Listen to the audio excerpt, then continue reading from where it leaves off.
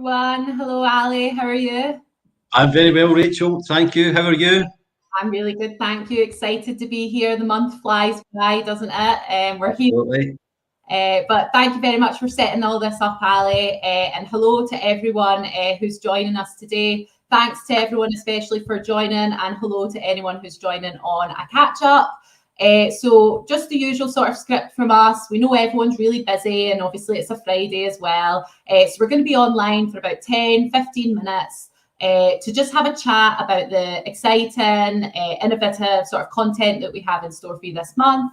Ali, you'll know we've done this a few times now, but for those who don't know about our Shaping Your Success channel, it's all about bringing you new, exciting, most importantly free content every month. And what we do is we feature speakers from within the legal sector, out with the legal sector, across business world, sporting world, academic world, and we just split this up into 15-minute segments. So it's very easy just to slip our content into all of your busy days.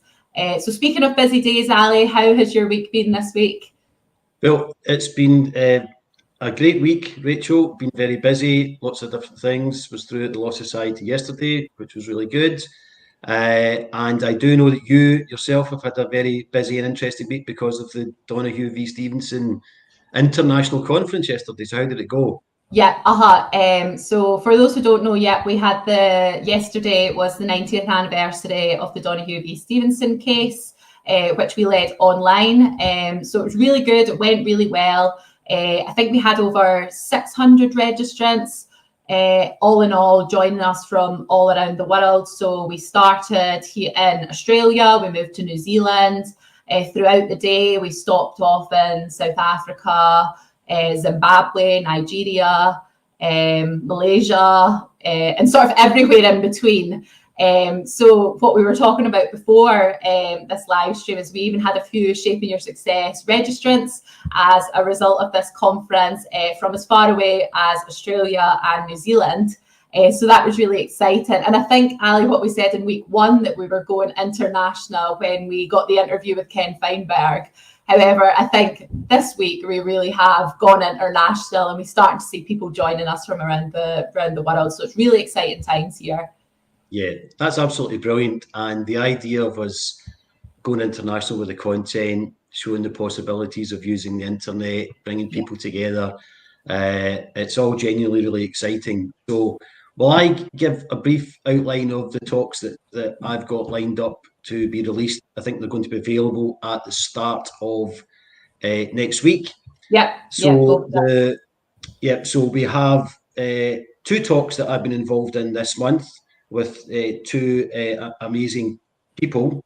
The first person is Jo Berry, who is a peace activist. The title of her talk is Building Bridges with Empathy. She is an amazing person with an amazing story. Thank you to Ian Smith of Keegan Smith Defence Lawyers who introduced me to Jo. I have a short trailer that shows the start of her talk, and if I'll just play that just now, Rachel, that will give everyone a flavour of what the talk is about. Yes, very happy to take you back to 1984, a long time ago. I was just 27, and I remember waking up to the news that a bomb had gone off at the Grand Hotel in Brighton, and my father was a Conservative MP, and he was there attending the annual conference. And it took about 8 hours before we got the news that my dad had been killed in that bomb, and my stepmother very injured. And the IRA said they were responsible by the end of the day. Now, I did grow up in London with bombs going off and bomb scares, but I lived in peacetime. You know, it never occurred to me that my father would be at risk or any of my family were. You know, for that, I'm grateful that I lived in peacetime. But that event shook me to my core, because not only did I lose my dad, who I was really close to, but I lost the me that lived in peacetime, because now I'm part of a war. I felt part of the conflict in Northern Ireland, and I couldn't go back to the person I had been. So I made a decision just 2 days later. I decided to bring something positive out of this and understand those who killed my father, because I didn't want an enemy. Yeah, so that gives a brief flavour of the talk. We've got 15 or 20 minutes of the talk going to be released, where Joe talks through meeting one of those people involved, Patrick McGee, who was involved in her father's murder, and her work around restorative justice and building bridges with empathy. She's an amazing person.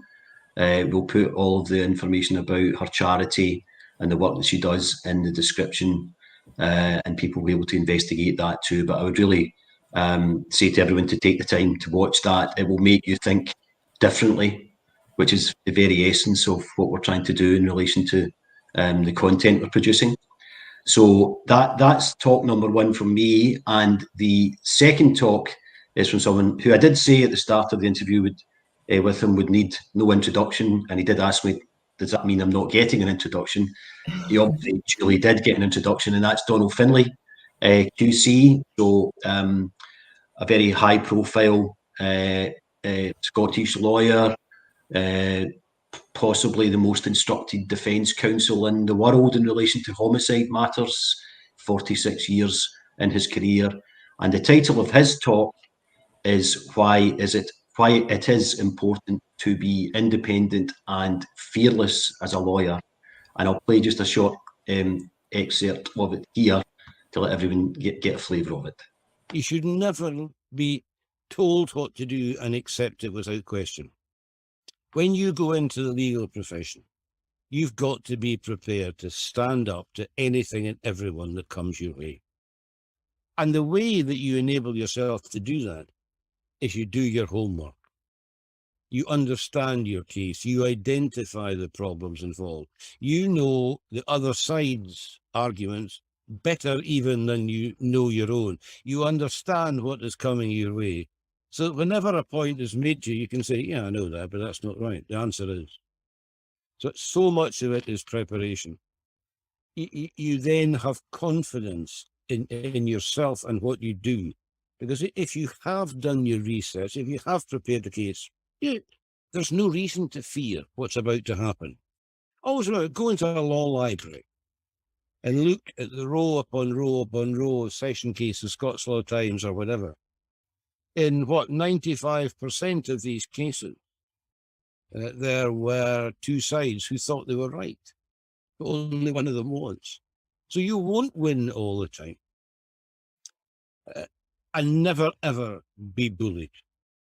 Not by a colleague, not by a judge, not by a prosecutor, not by the other side, not by your boss. That looks great, Ali. I can't wait to watch that one. Well, there you go. It's stirring stuff from a very senior member of the profession. I asked him specifically about guidance for young lawyers, how they can approach their careers, and I'm sure everyone would benefit from watching that, not just in Scotland, but hopefully around the globe. So, Rachel, the talks that you have this month, can you tell us a bit about them? Yeah, exactly. So coming up from our side this month, Ali, is that we've got an interview with Kat Moon. And for anyone who doesn't know, Kat is the Director of Innovation and Design at Vanderbilt Law School. And what we've done for this interview is that we actually asked our Head of Education, who's Rob Mars, to lead this interview for us. And it was great because Rob has been a huge fan of Kat for many years now and has followed her on social media. So it was brilliant. And I must say, just kind of as an aside, that Kat really is a great follow on Twitter, especially. She's really inspiring, really refreshing. I know Twitter as well can sometimes be a platform that's doom and gloom. So it's sometimes refreshing to have someone on your timeline who's all about provoking change. She really concentrates on making law better. So it really fits into the theme of our channel as well. Obviously, we had 15 minutes with us, but there was almost too much to squeeze into the 15 minutes. But just briefly, what we really wanted to hone in was one of the hashtags that you often see on Kat's Twitter, which is hashtag Make Law Better. So she speaks a lot in the interview about making the law a more inclusive place. She talks about mental health in the profession and wellness. And we even get a little bit more into the sort of nitty-gritty on the work that she's doing at Vanderbilt. And what she talks about here is kind of challenging the traditional toolbox of skills that you're often taught at law school or in the law profession. So one of the highlights, especially for me within that interview, was Kat talking about the importance of finding joy within the work that you do, and how that can really dictate any success you have, your future success. So that was a really interesting point that I thought Kat made. But all in all, a really interesting watch. And if you take anything from it, it's definitely to follow Kat across your social media as well. And second of all, coming up from our side as well is our next guest, who is Nadine Stanton, who is the founder and CEO of an award-winning training company, which is called Professional Training UK. And over the years, Nadine's company has helped thousands of lawyers probably to become the more, I think what she talks about on the website is becoming a more complete lawyer, a more well-rounded lawyer, by helping people to navigate the sort of softer skills that you might call them, that you need within the industry. So aside from your black letter law skills, which are obviously very important, you obviously need these softer skills. So she talks a little bit about managing challenging relationships, managing your own time to avoid burnout, to increase your success. She talks about resilience and sort of many more.